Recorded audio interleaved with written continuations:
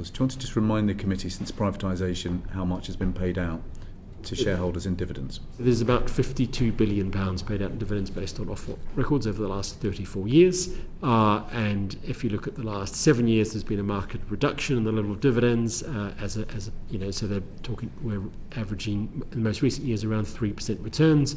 I quite agree. In earlier periods, they were too high. And I think when we look at reasons that drove the high dividends, we saw there were, I think, higher returns from financing outperformance, and that was something that was talked about at the Public Accounts Committee in 2016, so looking back at earlier review periods.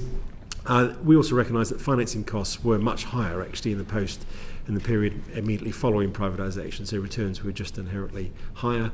And then I think we're also very aware of companies taking on debt to pay dividends, particularly in the case of one or two companies in the sector.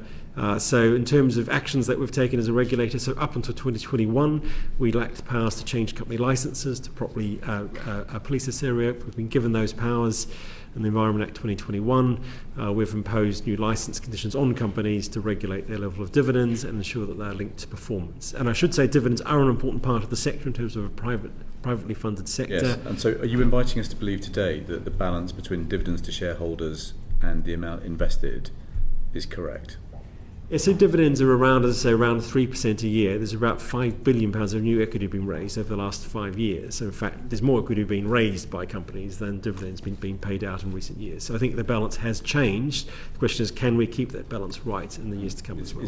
In your judgment, is the balance now right between dividends paid out to shareholders and the amount of money that is being invested? I think at a sector level, it looks much like it's in balance back to where it ought to be. There's still questions about individual companies. So, for example, we took action to fine Thames Water when we believe they paid a dividend inappropriately a year or two back.